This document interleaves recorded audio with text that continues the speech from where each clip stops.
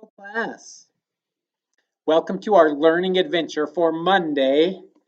Let's see, April 13th. Today is Engineering Day, and so I'm excited to do some special engineering things with you. And first of all, I got this nice hard hat on. Construction workers wear hard hats, but engineers often have to get out on the job and check with the construction workers, so they often are in a hard hat too. Of course, it protects their head if anything heavy falls on them. But today I got my hard hat on, at least for a minute for you, because engineers sometimes have to wear something like this to help them when they go out and visit a job site. Here are some other tools an engineer might use. Fancy calculators like this. Look at all the buttons on that calculator. Isn't that awesome? You'll learn how to use these someday when you get in high school, but they are a lot of fun. Now, this is a tool, an engineering tool, calculators. Another engineering tool. This is a kit for measuring angles, and you'll learn how to do this when you get into 5th grade and up into middle school. You'll do some more with angles. So, few engineering tools for us today. Now, let's take a look. Man, this hat is getting heavy. I don't know how you wear one of these all day. I'm going to take that off. Okay, so make sure you give me a big old smile. It helps your body feel good, and it's just good to smile. I hope you're doing okay and happy, so make sure you give me a big smile. So the next thing on our list, of course, is our math. Math today is about angles. An angle is where the two sides come together. When we're talking about angles, when you get a little bit older, you'll learn about obtuse angles that are big, acute angles that are tiny and cute, and 90-degree angles that are exactly sideways like this. So there's different spacings of the angles. This is not an angle now with my fingers because they're not touching. The angle is where the 2 points, the 2 lines come together to a point. That's the angle. Here's an angle. Here's an angle. Here's an angle. And when we're talking about shapes, like a triangle, tri means 3, because the triangle has 3 angles. What you're going to be doing today is counting the angles. Angle, angle, angle. 3 angles. So all you got to do is count how many points it has, where the 2 lines meet or intersect. Intersect is a fancy math word which means to meet. So it's a good word to know. Now, this is what today's math page looks like. It teaches you about angles. It says when 2 sides of a shape meet, they form an angle. This shape has 3 angles. Now look at the picture right here. It will explain what an angle is.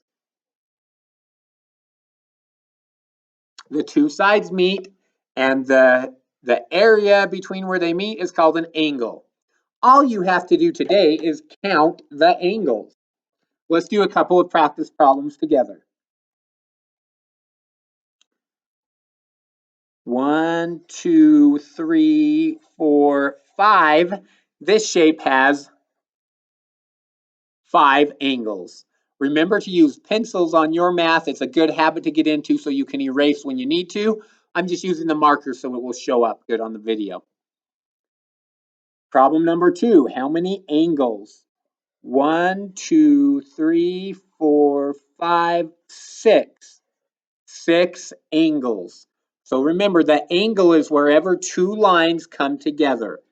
This one has 1, 2, 3, 4 angles. On your math worksheet, it looks like this. And I put a nice little cute engineer at the bottom for you. You do the same thing, and at the bottom you can draw your own shape. The shape has to have however many angles the question tells you to put in it. A pentagon. Sorry, a pentagon. Remember, that's 5 Pentagon is 5 sides and 5 angles. Quadrilateral, remember, is 4 sides and 4 angles. So that's what those tricky words mean. If you need to go back and pause this video and go back and listen to that again, you can. Pentagon is 5 angles and 5 sides. Quadrilateral is 4 angles and 4 sides.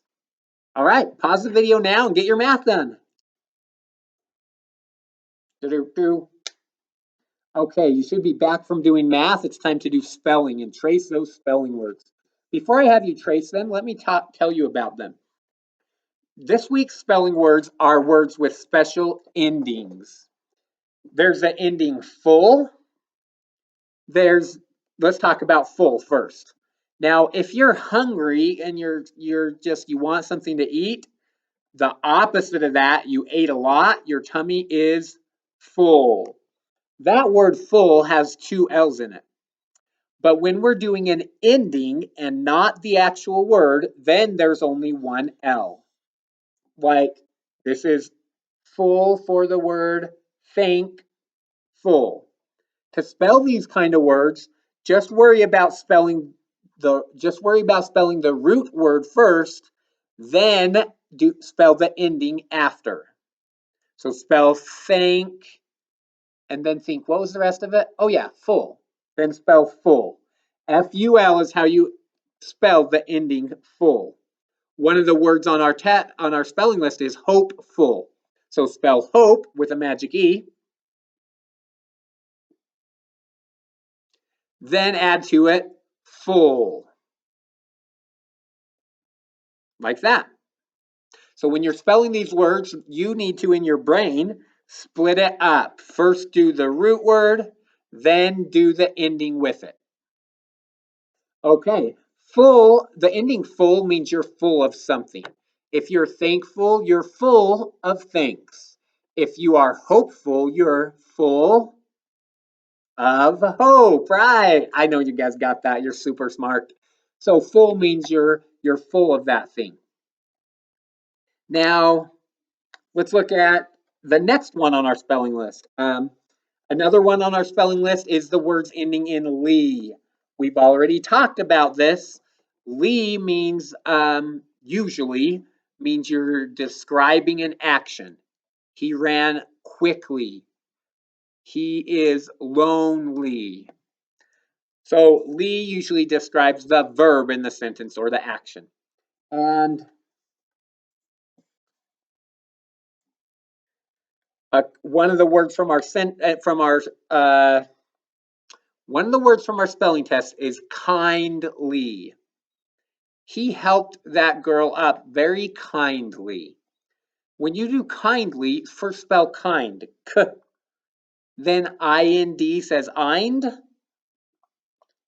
I've spelled kind. Now you have to add ly, which is LY. Remember, when it's a ly word, do not do LE, ly, nope. It's an ending Y, ly, kindly. Okay. Another ending on our spelling test is, let's do the last two together, and s. Some words end in some end in s. We use when we're comparing two things. Taller, shorter. We use est when we're comparing three things. We have this one, and this one. He is the tallest. In fact, let's do an example with my 3 writing utensils. The pen, the blue pen, is the tallest. There's more than 2, there's 3 or more, then you can say the one that's the very most is est, tallest.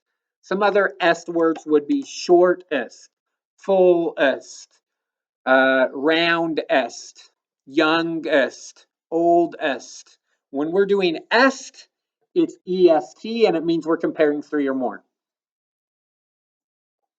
So how about this word from our spelling test? Longer. Long, or spell that root word long. Now, a lot of kids will try to add on the end like this. Longer, because they know the R says No, no, no, no, no.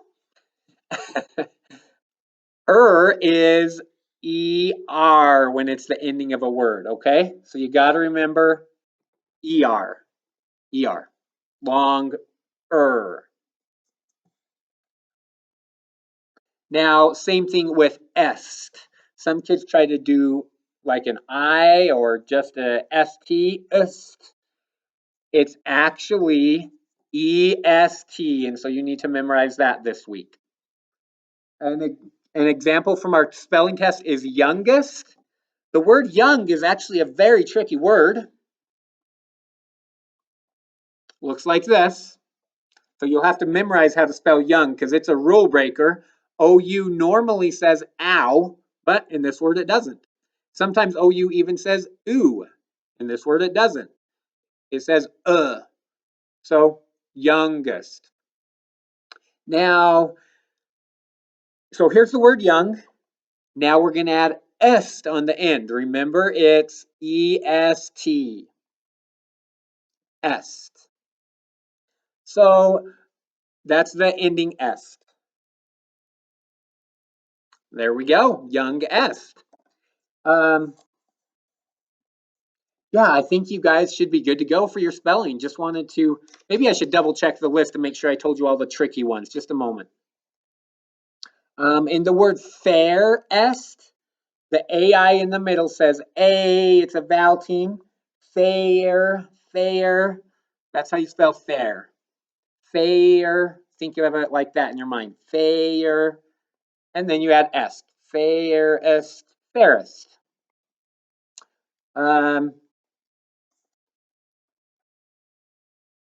Remember, IGHT says ite, like the word fight or light or sight.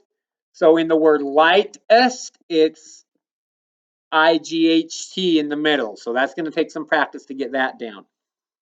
Or the word's actually lighter, sorry, not lightest, lighter. The word mouthful, remember OU says ow. That's how we get the ow for mouthful. All right. Oh, one more thing, the bonus word. The bonus word has a vowel team in the middle, so you're going to spell pain with a vowel team in the middle. Then you spell full. This says painful. Then you add ly on the end to be painfully. So on this one, it's 3 syllables, painfully. And you have the root word, the first ending, and the second ending. So this has 3 different parts. So you have to do full with 1 L, then ly, and that's how you end up with 2 L's in it. So it's a good thing, a good challenge for you on that bonus word.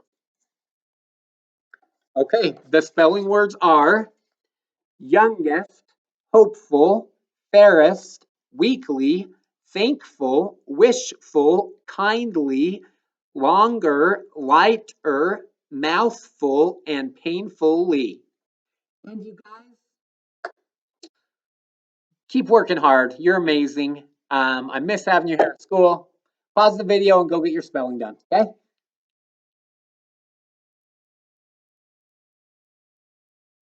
Okay, you should be back from doing your spelling now.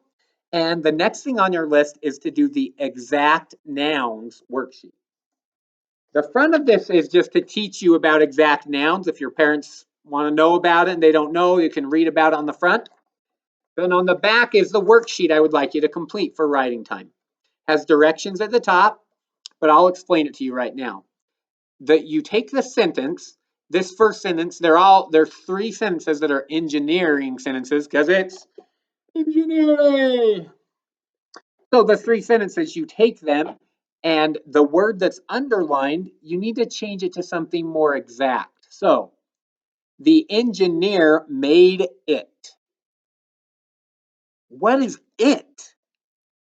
It is a noun. In this case, it is actually a pronoun, but it goes in the place of a noun. So you think, what is it? What is it? do an exact noun instead. When you use exact nouns, you make your writing better, okay? So the engineer made a bridge, or you can add a description in there and say, tall bridge, an incredible bridge, a fancy bridge. But you don't have to say bridge. You can use whatever your imagination can think of. The engineer made a shiny toilet. I don't know, whatever you want to write. But whatever you want to write that makes sense. But we're practicing taking our writing from okay to wow, that's amazing, just using great words. So this is a practice of using great words in our writing, using exact nouns instead of boring nouns. Whatever word is underlined in the sentence, take that and change it to something more exact to make it the sentence more interesting and more fun for the reader. Because that's what great writers do. They make their writing interesting by using exact nouns and good describing words and exact action words. Number 2 says, the girl created a cool fort. So instead of saying the girl, maybe you put your name in there. Sadie created a cool fort. And yeah, Sadie is such a fun girl. I miss all the kids in our class. It says the girl, and I just start thinking of all of the wonderful girls in our class. And I wish that I could see you guys. I wish you could be here at school learning, but keep on working hard at home for me, okay? So the girl, you might put your name or the name of a friend in there, or my sister might be what you write, or my mom, but be more exact. On the next one, it says, the boy and his pet built a toy car. And now when it says the boy, I'm thinking of all those awesome boys in our class. Man, I miss you students. So I do appreciate you doing your schoolwork at home though. Thank you for watching this and doing that. And I'm proud of each of you for working hard at school. The boy makes me think of all the boys in our class, but the underlined part is his pet. You need to change the sentence to be the boy and Mickey the dog, or Mickey the mouse, or the boy and his pet monkey. Be more exact right here, okay? This is some practice on being exact in your writing so that when you are writing your own stories, you can be thinking about that and try to put exact nouns to make it as interesting as it can be.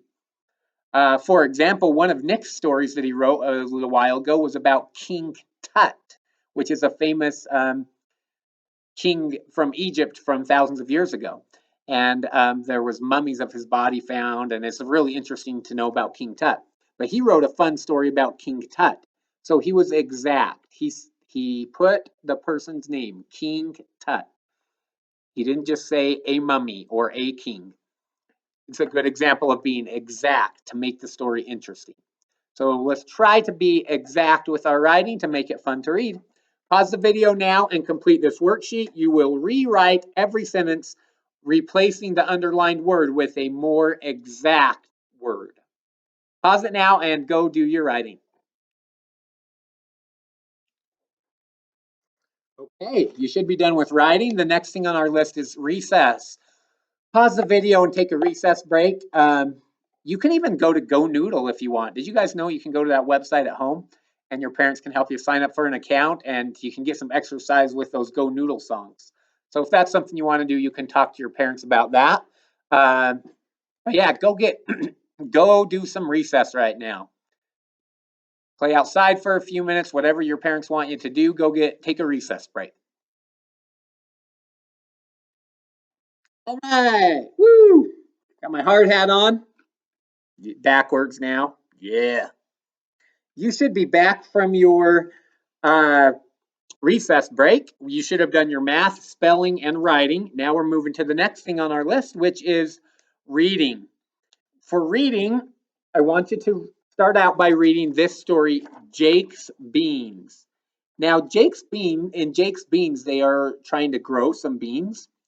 And I put a little note on the bottom that how it ties into engineering because it's engineering day. There are engineers that are called bioengineers that actually engineer living things.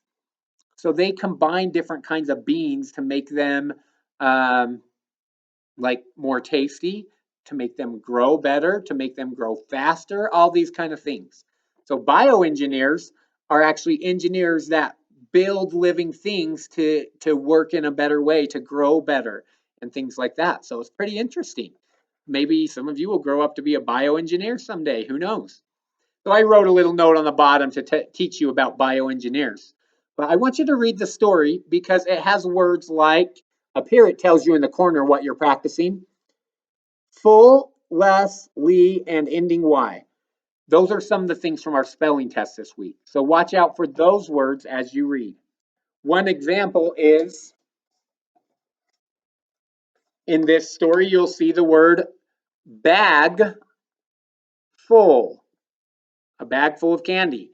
You'll see hand full. He grabs a handful.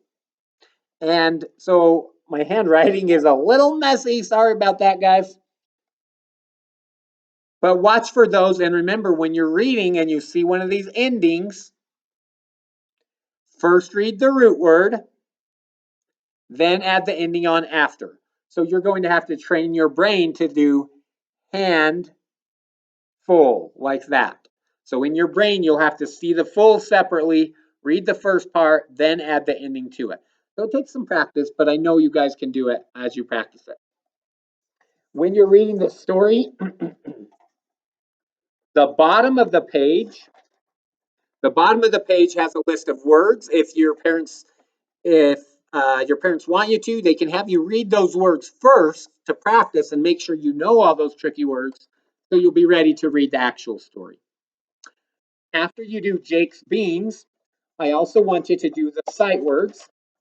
On our sight words, I put a cute little engineering girl. And read through the sight words. I will help you this first time. Brother, happened, happy, help, home, mama, papa, sister, suddenly, surprise. Now, yeah, so learn those sight words, practice them, read Jake's Beans. If you have extra time, then just make sure you've done at least 30 minutes of reading time.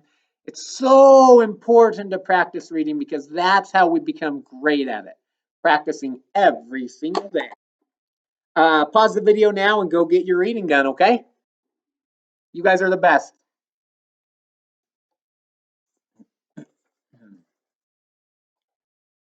Hey, you should be back from reading now. The next thing on our list is to do some PE. Go get some exercise. Go for a bike ride, go for a walk, do some jumping jacks, whatever is okay with your parents. Do at least 10 minutes of exercise. Toss a ball up and down. Play catch with a brother or sister. Play tag. Go, I don't know. Go put Go Noodle on your computer and dance to some Go Noodle songs. Play Just Dance on like a Wii or something. I don't know. Put some music on and dance around to it. Go get some exercise, okay? Pause the video and do 10 minutes of PE. Okay, you should be back from PE. And the next thing is to do some community building. If possible, you can go onto Padlet and it should be, I'm sure you did lots of fun things over the weekend, even just at home with your family. So go onto Padlet and tell us all about the fun things that you did over the weekend. Last thing on the list, of course, is lift time, which we love because it's the funnest part of the day. On lift time, I've got some engineering challenges for you. These are so much fun, I think. You don't have to do these, but I just think it's a blast to do some engineering and get you thinking, solving problems. Remember, engineers solve tricky problems in the world. And engineers, more importantly than anything, you have to know about engineers because we want you to think like them. If you want to be an engineer someday, that's great. If you want to do something else, that's great too. But you need to use those same type of thinking skills throughout your life to solve problems. And that's why we like to practice engineering at school, to help prepare you to be a problem solver no matter what you choose to do for a job, or outside of your job when you grow up. You want to be a problem solver. So there's 3 pages, a front, a back, and another page. And each one has a box. The box has an engineering problem, and then you can try to come up with a solution. These are made for classrooms, so you might have to adapt it just a little bit to think of how it applies to you at home. But they're silly made up stories, scenarios that are made up, and you have to think of how you would engineer a solution to that problem. And so I'll let you read through these and decide which one you want to do. The first one is about some tiny people that come to life, and they like to go between the desks during the nighttime when no one's at school. They come out of the ceiling and walk between the desks, and you need to build a bridge for them out of the things in the classroom. Now you'll have to think how that applies to you at home. Maybe you could build a bridge between two chairs out of paper and books or whatever you have at your house. Number 2 is the build your boat problem.